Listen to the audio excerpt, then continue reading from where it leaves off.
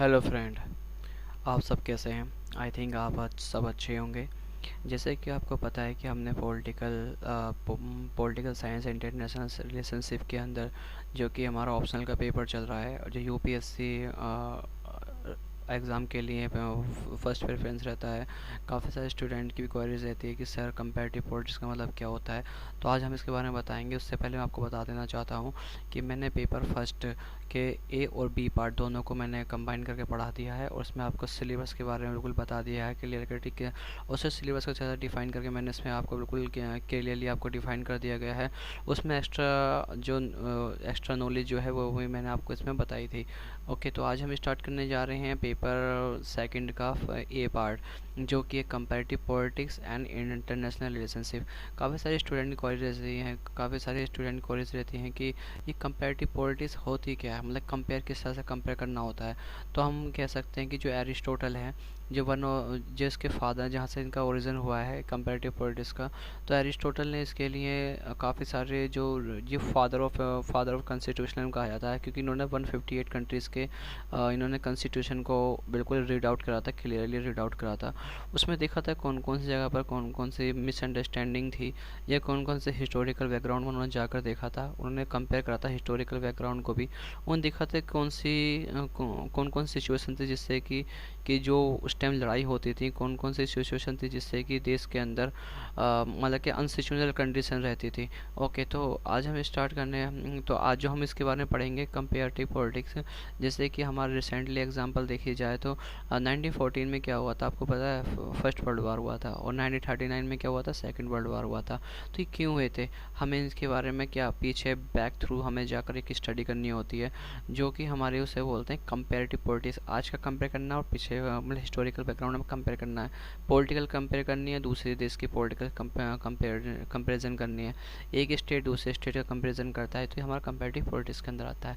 Okay, तो छोटी सी बात हो गई। इंटरनेशनल रिलेशनशिप, इंटरनेशनल रिलेशन, जैसे कि अभी अभी हाल ही का मतलब आज का एग्जांपल ले लीजिए। जैसे कि सीएम केजरीवाल ने कुछ इन्होंने अनकॉन्स्टिट्यूशनली इन्होंने एक मैसेज कर दिया था कि काफ़ी मतलब कि जो ब्लैक फंगस की जो सबसे ज़्यादा जो ब्लैक फंगस का सबसे ज़्यादा जो पेशेंट आने की संभावना है, जो कि थर्ड वेव इससे पॉसिबिलिटी हो सकती है। तो इन्होंने जर्मनी के ऊपर सीधा सीधा क्लेम कर दिया था। बट ये बात भी ठीक है कि पॉसिबिलिटी है तो अपने उसमें रोकथाम कर सकते हैं। बट उन्होंने जो जयशंकर प्रसाद हैं, उन्होंने उन्होंने जो एक्सटर्नल मिनिस्टर हैं, उन्होंने भी डायरेक्टली इसमें इन्वॉल्व हो गए। उन्होंने कहा था कि नहीं, हमारे इंटरनेशनल रिलेशन के लिए सही नहीं है, आप ऐसा नहीं कर सकते। आपको मतलब कि आपको बिल्कुल सिचुएशन को देखते हुए आपको बोलना चाहिए। ओके, तो क्या होता है इंटरनेशनल रिलेशन से हम कुछ भी बोलते हैं, एक इंडिविजुअल पर्सन जो कि एक अच्छे ओहदे पर बैठा है, वो इस तरह की बात नहीं कर सकता। जैसे किसी भी देश के बारे में कोई ऐसी अनएथिकल बात नहीं कर सकता जिससे कि हमारे इंटरनेशनल रिलेशन को कुछ मतलब कि उसके अंदर कुछ मतलब कि जो प्रॉब्लम क्रिएट हो जाए आने वाले टाइम में। तो इंटरनेशनल रिलेशन हमारे लिए बहुत महत्वपूर्ण होते हैं। जैसे कि एक फैमिली के अंदर 5 भाई होते हैं और एक मुट्ठी रहती है, ऐसे हमारे इंटरनेशनल रिलेशनशिप रहते हैं, जिससे कि हमारे फ्री ट्रेड एग्रीमेंट भी रहता है। हमें किसी टैरिफ कम होता है, किसी टैरिफ हम ज़्यादा लेते हैं। तो ये इंटरनेशनल रिलेशनशिप के अंदर आता है, जो कि आपको पता ही है पहले से ही। Okay, comparative politics analysis international politics, ये तो है क्लियरली। आपको मैं आगे लेके चलता हूँ। ओके, फर्स्ट कंपैरेटिव पॉलिटिक्स मैं आपको बता देता। कंपैरेटिव पॉलिटिक्स के बारे में अब आते हैं नेचर। सबसे मेन थिंग होती है नेचर करें सॉरी नेचर। नेचर हमें किस तरह का अडोप्ट करना चाहिए, ये तो आपको पता ही है, नहीं पता। नेचर के अंदर भी 2 चीज़ आती हैं। एक होता है हॉरिजॉन्टल, एक हॉरिजॉन्टल स्टडी पढ़ते हैं और एक वर्टिकल स्टडी पढ़ते हैं। हॉरिजॉन्टल क्या होता है? कंट्री टू कंट्री हम इसमें कंपेयर करते हैं, तो होता है हॉरिजॉन्टल। और हम जब स्टेट टू स्टेट, मतलब इंडिया के अंदर कितने स्टेट, 28 स्टेट है, उसके अंदर कंपेयर करते हैं एक दूसरे से, तो वो क्या होता है? वर्टिकल स्टेट होता है। ओके, आगे चलते हैं हम मेजर अप्रोचेस। इसके अंदर अप्रोचेस बता दी मैंने आपको किस तरह से देखनी होती है। Political economy, okay.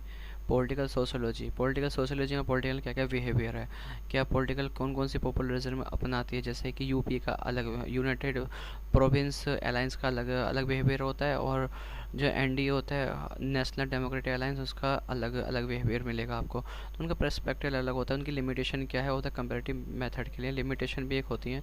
तो लिमिटेशन में भी आपको बाद में इसके बारे में बताऊंगा। Okay, state the comparative perspective. अभी मैंने आपको बताया था ये जो है नेचर नेचर के अंदर दो होते हैं, वर्टिकल, तो वर्टिकल वाला है state and the comparative politics. तो वर्टिकल थिंकिंग में हम देखते हैं कि स्टेट टू स्टेट किस तरह कंपेरिजन करा जाता है, इसका करेक्टरिस्टिक हम देखते हैं। Changing nature of the state, okay, किस तरह से स्टेट का नेचर चेंज होता है। कैपिटलिस्ट एंड सोशलिस्ट इकोनॉमी के अकॉर्डिंगली भी हम देखा जाता है। कैपिटलिस्ट और सोशलिस्ट सबको पता है, जो कि इंडिया एक मिक्स इकोनॉमी है।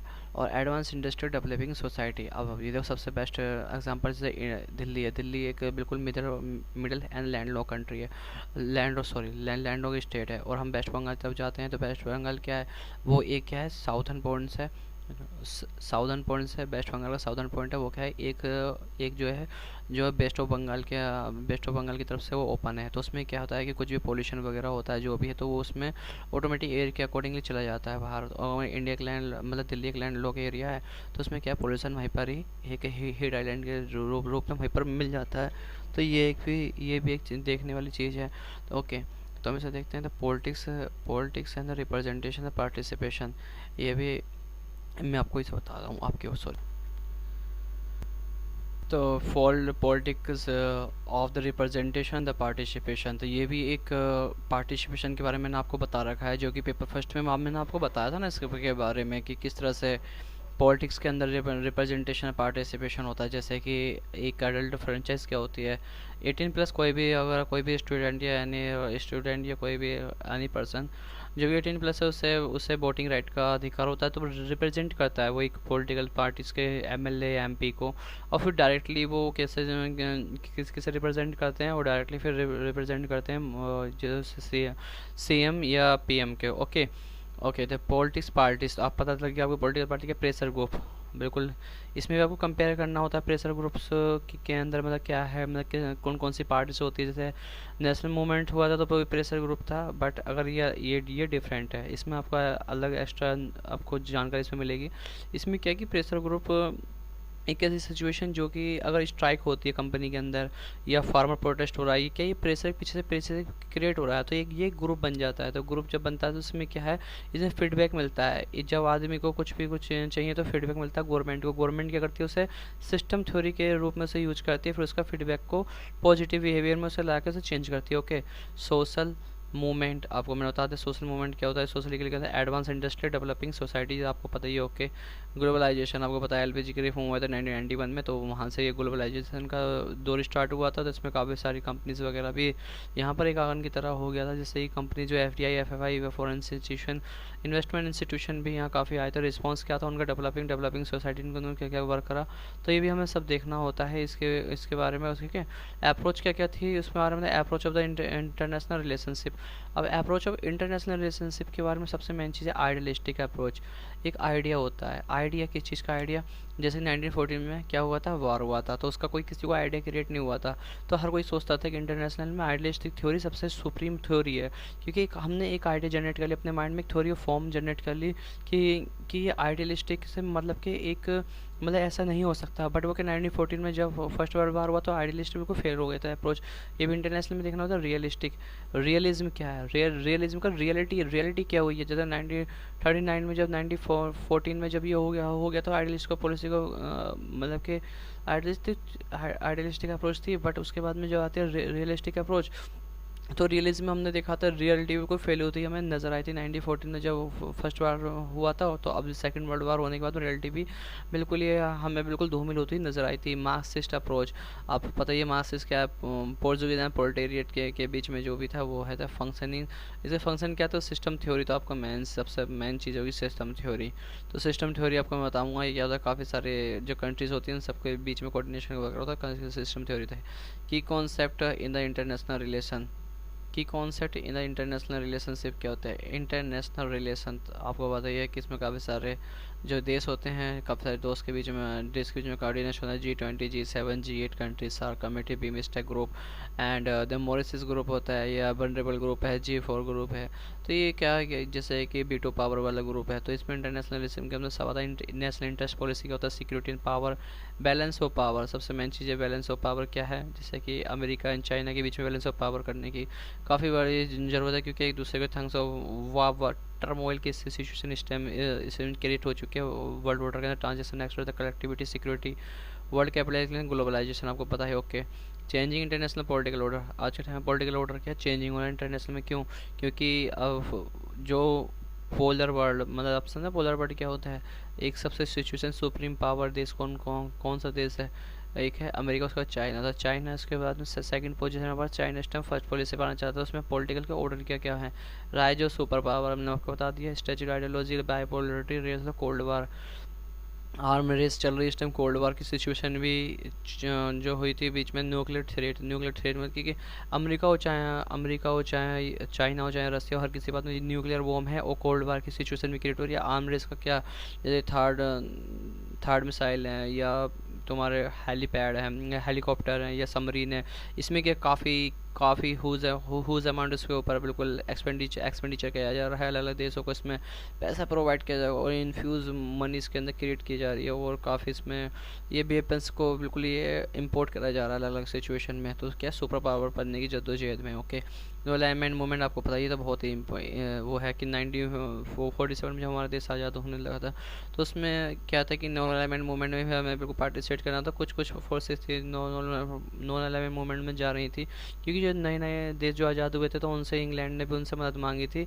नॉन अलाइनमेंट मूवमेंट तो हमारे इंडिया के अंदर नॉन अलाइनमेंट मूवमेंट की ओरिजिनल हुआ था। ओके, एम एंड अचीवमेंट क्या था इसका, मैं आपको बताऊँ। इसमें काफ़ी सारे जो लोग जो नए नए देश जो फ्रीडम हुए थे, उनके बीच में जो था कोऑर्डिनेशन होता है non alignment movement. Okay, collapse of the Soviet union, 90s में सोवियत यूनियन का बिल्कुल ख़त्म हो गया था, और जो दो पावर सुप्रीम देश बताते हैं कि एक यूएसएसआर था और एक अमेरिका था। यूएसएसआर वो भी हो चुका था।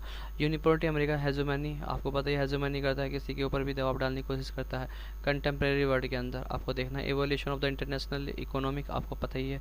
ब्रिटेन वुड क्या है, जो 2000 जो पहले भी इसमें ब्रिटेन वुड 2008 में सब प्राइम क्राइसिस हुआ था, वो भी इसमें world trade organization socialist economy के सीमी है। सीमी क्या है, the council of the mutual economic assistant, ये भी हम देखना पड़ता है। International order globalization, world economy, okay, ये भी देखना पड़ता है। ओके, क्या देखना है, क्या देखना होता है मैं बताता हूँ इसमें। Globalization of the world economy, global economy के अंदर वर्ल्ड इकोनॉमी किस तरह से वर्क कर रही है। ओके, यूनाइटेड नेशन क्या है, United nation one of the best है, इसको मतलब 6 ऑर्गन वर्क करते हैं, जैसे कि कोशोक हो गया होता है, वीटो पावर होता है, यूनाइटेड सिक्योरिटी काउंसिल होता है, इंटरनल लॉ जस्टिस होता है, कोर्ट ऑफ जस्टिस है, आईसीसी, इनमें से अंदर roller record. Okay, United agencies है, एम्स है, function and need of the United reform. Okay, regionalism in the world politics, आपको पता है वर्ल्ड पॉलिटिक्स सबसे बेस्ट है, क्यों? क्योंकि इसमें कंपेयर भी किया जाता है और सब कुछ देखा भी था। क्या है कि यूरोपियन यूनियन हमें देखना होता है। आसियान, आसियान क्या है, association south east Asian nation. APEC association, या अपैक जो कटेल बनता है ऑयल से रिलेटेड, वो है। आर्क, जो सार्क है ऐसी आर्क बनता है। NAFTA, North Atlantic federation treaty of मतलब के of agreement to the agreement, ये होता है नाफ्टा अटलांटिक के लिए, जो अटलांटिक महासागर के बीच में जो उसमें यूएसए से कनेक्टेड जो भी कंट्रीज हैं वो उनसे नाफ्टा के अंदर है। ओके, कार्ड साइड जैसे मान लेते हैं। कंटेम्प्रेरी ग्लोबल कंसर्न के अंदर क्या है, कंसर्न्स क्या है, डेमोक्रेसी का सबसे फर्स्ट है, ह्यूमन राइट है, इन्वायरमेंटल है, gender justice, terrorism and nuclear proliferation. ये क्या चीज़ है भाई, ये democracy human right commission. Okay, democracy आपको पता ही है कि जो किसी भी देश में डेमोक्रेसी उसमें रिप्रेजेंट गवर्नमेंट होती है। ह्यूमन राइट जो किसी का भी जेनोसाइड नहीं होने देती, उसमें ह्यूमन राइट कमीशन आती है, उनमें बिल्कुल भी इसमें बिल्कुल 0% इसके अंदर हेनिस क्राइम होते हैं। इन्वायरमेंटल को आपने सेफ एंड अच्छा रखना होता है। जेंडर जस्टिस तो आपको पता ही है, जेंडर्स को इक्वलिटी, और इसमें आर्टिकल 42 के अकॉर्डिंग मिलने इक्वल प्रोवाइड कर दी जाती है, और आर्टिकल 14 की इक्वलिटी दी जाती है। टेररिज्म में न्यूक्लियर प्रोफिलेशन को कम से कम मिटिगेट किया जाए, जितने भी वेपन से न्यूक्लियर क्रिएट कर रहे हैं उन सबको मिटिगेट किया जा सकता है। ओके, तो दोस्तों, तो आज का ये टॉपिक था हमारा PSIR, political science international relationship के बारे में था, और पेपर सेकंड हमने कंप्लीट किया है, उसका फर्स्ट पार्ट। तो आगे मैं आपको लिए अगले दिन में नेक्स्ट डे आपके लिए लेके आता हूँ पेपर सेकंड का सेकंड पार्ट। तो आप को अगर ये वीडियो अच्छी लगी हो, अगर मेरी तेज़ आवाज़ लगी हो, तो मैं आपसे माफ़ी चाहता हूँ, इसे आप बिल्कुल हल्के कर लीजिएगा। और आपको हल्की लगी हो मेरी आवाज़, बिल्कुल वॉइस आपको मेरे कम आ रही है आपके पास में, तो आप इसे तेज़ कर लीजिएगा। Okay, thank you for giving opportunity for you the see this video. Thank you for see this video. तो thank you all of the friend.